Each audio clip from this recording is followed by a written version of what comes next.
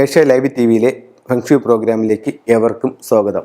പടിഞ്ഞാറ് ദർശനമായൊരു വീട്. ഇപ്പോൾ നമ്മൾ ഒരു വീട് വയ്ക്കാനായിട്ട് ആഗ്രഹിച്ച് നിൽക്കുന്നു. നമുക്ക് കിട്ടിയേക്കുന്ന ഭൂമി എന്ന് പറഞ്ഞാൽ പടിഞ്ഞാറ് ദർശനമുള്ളൊരു ഭൂമിയാണ് നമുക്ക് കിട്ടിയേക്കുന്നത്.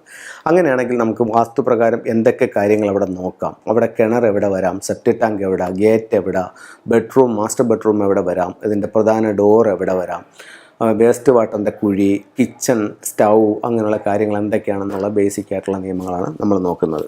ഓക്കെ, ഇതിൽ ചെറിയൊരു കാര്യം പറയാനുള്ളതെന്ന് പറഞ്ഞു കഴിഞ്ഞാൽ, ഇപ്പം ദർശനം എന്ന് പറഞ്ഞാൽ ഇപ്പം കിഴക്ക് ദർശനം അല്ലെങ്കിൽ പടിഞ്ഞാറ് ദർശനം എന്ന് പറയുമ്പോഴത്തേക്കും അതിൽ പല ഡിഗ്രി വരുന്നുണ്ട്.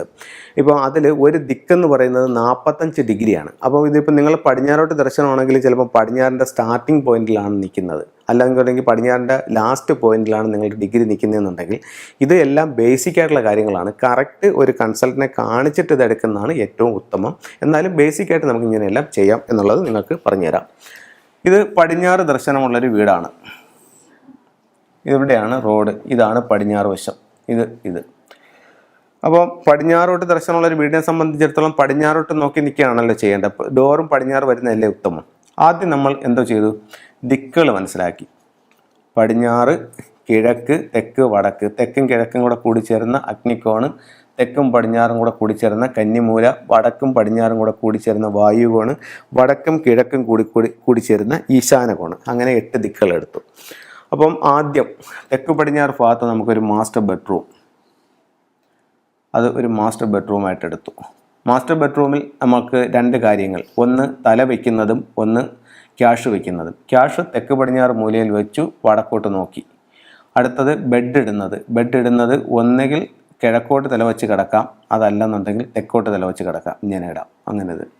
അടുത്ത ഇതിൻ്റെ ഡോറ് വടക്ക് കിഴക്ക് ഭാഗത്ത് നിന്ന് കൊടുക്കാം, അല്ലെങ്കിൽ ഇവിടെ നിന്ന് കൊടുക്കാം. രണ്ടും വടക്ക് കിഴക്കാണ്. ഇത് വടക്ക് കിഴക്കിൻ്റെ കിഴക്കും ഇത് വടക്ക് കിഴക്കിൻ്റെ വടക്കും ഈ ഭാഗത്ത് കൊടുക്കാം. അപ്പോൾ അത് അത്രയായി.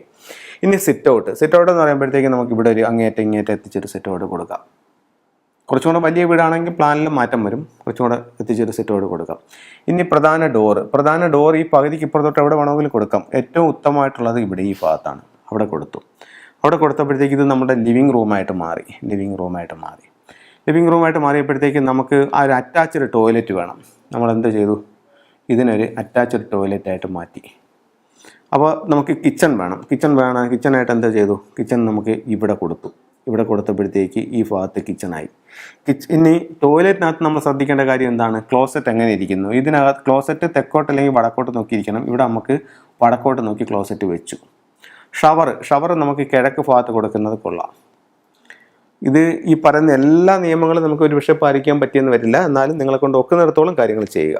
അടുത്തത് കിച്ചൺ വന്നു. കിച്ചണിൽ നമുക്ക് അടുപ്പ് എവിടെ, സ്റ്റൗ എവിടെ വരണം, തെക്ക് കിഴക്ക് വരണം. സിങ്ക് എവിടെ വരണം, വടക്ക് കിഴക്ക് വരണം. അപ്പോൾ അതും നമ്മൾ കറക്റ്റ് ചെയ്തു. ഈ അടുക്കളയിൽ നിന്ന് നമുക്ക് പുറത്തോട്ട് ഇറങ്ങാനായിട്ട് നമുക്ക് ഇവിടെ ഒരു വാതിൽ കൊടുക്കാം.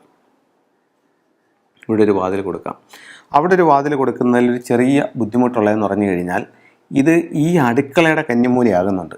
അത്രയും ഡീപ്പായിട്ട് പോകണമെന്നില്ല. പിന്നെ ചെയ്യാൻ പറ്റുമെങ്കിൽ ചെയ്യാം, എങ്കിൽ ഇവിടെ കൊടുക്കാം. ഇവിടെ ആകുമ്പോൾ ഉച്ചത്ത് നിൽക്കും. തെക്ക് കിഴക്കിൻ്റെ തെക്കിൽ നിൽക്കും. അത് ഉത്തമമാണ്. ഇവിടെ ആകുമ്പോഴത്തേക്കും അടുക്കളയുടെ കന്നിമൂലയായിപ്പോയി. അതുകൊണ്ട് വേണമെങ്കിൽ അത് നമുക്ക് ഒഴിവാക്കാം. അപ്പോൾ ഇത്രയും കാര്യങ്ങൾ നമ്മൾ കറക്റ്റ് ചെയ്ത് വന്നു. ഇനിയിപ്പോൾ നമുക്കുള്ളതെന്ന് പറഞ്ഞു കഴിഞ്ഞാൽ അടുത്ത് നമ്മളുടെ ആ ഒരു ആവശ്യം എന്ന് പറയുന്നത്, നമുക്ക് ഒരു ബെഡ്റൂമും കൂടെ വേണമെന്നുണ്ടെങ്കിൽ ഇവിടെ നമുക്കൊരു ബെഡ്റൂം കൊടുക്കാം. അപ്പോൾ ഇതൊരു ബെഡ്റൂമും ഒരു സ്റ്റഡി റൂമും ഒക്കെ ആയിട്ട് ഇത് ഉപയോഗിക്കാം. ഓക്കെ, ഇവിടെ നമുക്ക് ഡൈനിങ് ഹാൾ കൊടുക്കാം. അടുക്കളയിലേക്ക് കയറാനുള്ള വാതിൽ ഇവിടെ കൊടുക്കാം. അതായത് വടക്ക് പടിഞ്ഞാറിൽ കൊടുത്തു, ഇവിടെ ഡൈനിങ് ഹാൾ കൊടുത്തു. ഇപ്പോൾ നമുക്ക് പടിഞ്ഞാറ് ദർശനമായൊരു വീടിൻ്റെ അത്യാവശ്യം പാലിക്കേണ്ട കാര്യങ്ങളെല്ലാം നമ്മൾ ഇതിനകത്ത് ഉൾപ്പെടുത്തിക്കൊണ്ട് അങ്ങനെ ചെയ്തിട്ടുണ്ട്.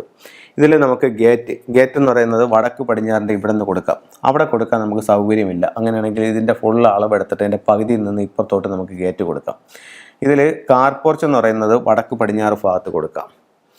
സെപ്റ്റിക് ടാങ്ക് നമുക്ക് വടക്ക് പടിഞ്ഞാറ് ഭാഗത്ത് കൊടുക്കാം. വേസ്റ്റ് വാട്ടറിൻ്റെ ഒരു കുഴി കൊടുക്കണമെന്നുണ്ടെങ്കിൽ നിങ്ങൾക്ക് ഇവിടെ കൊടുക്കാം. ഇതിൻ്റെ നേരെ സെൻറ്റർ എടുത്തിട്ട് അതിന് അപ്പുറമോ ഇപ്പുറമോ വേസ്റ്റ് വാട്ടറിൻ്റെ കുഴി കൊടുക്കാം. അപ്പോൾ ഇത്തരം കാര്യങ്ങൾ ശ്രദ്ധിക്കുക. അപ്പോൾ കിണറിൻ്റെ സ്ഥാനം എന്ന് പറയുമ്പോഴത്തേക്കും നമുക്കതിൻ്റെ മീനൻ രാശിയിലേക്ക് കൊടുക്കാം. അതൊക്കെ കുറച്ച് ഡീപ്പായിട്ട് നോക്കേണ്ട കാര്യങ്ങളാണ്, എന്നാലും ഈ ഭാഗത്ത് ഏകദേശം വരും. അങ്ങനെ മീനൻ രാശിയിലേക്ക് കൊടുക്കാം. ഓക്കെ, അപ്പോൾ ഒരു വീട് പടിഞ്ഞാറ് ദർശനമായിട്ടുള്ള വാസ്തുപ്രകാരം അത്യാവശ്യം കാര്യങ്ങളെല്ലാം എടുത്തുകൊണ്ടുള്ളൊരു വീടായി. അപ്പോൾ ഇങ്ങനെ ഒരു വീടിനെ നമുക്ക് പടിഞ്ഞാറ് ദർശനമായ ഒരു വീടിനെ സെറ്റ് ചെയ്യാം.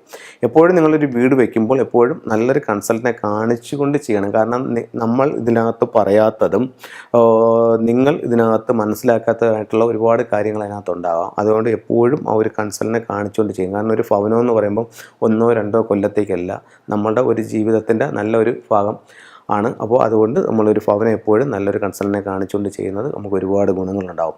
എന്നാൽ ചോദിക്കും, കൺസൾട്ടനെ കാണിക്കാതെ എത്രയോ ഭവനങ്ങൾ ഇവിടെ ചെയ്തിട്ടുണ്ട്, അതെല്ലാം നേട്ടമില്ല. നേട്ടമില്ല എന്നുള്ളതല്ല പറയുന്നത്. നമ്മളങ്ങനെ കാണിച്ച് ചെയ്ത് കഴിഞ്ഞാൽ അതിൻ്റെ ഒരു ഗുണം നമ്മുടെ ജീവിതത്തിലുണ്ടാവും. എല്ലാവർക്കും എല്ലാ ഐശ്വര്യങ്ങളും ഉണ്ടാവട്ടെ എന്ന് പ്രാർത്ഥിച്ചുകൊണ്ട് നിർത്തുന്നു. നന്ദി, നമസ്കാരം.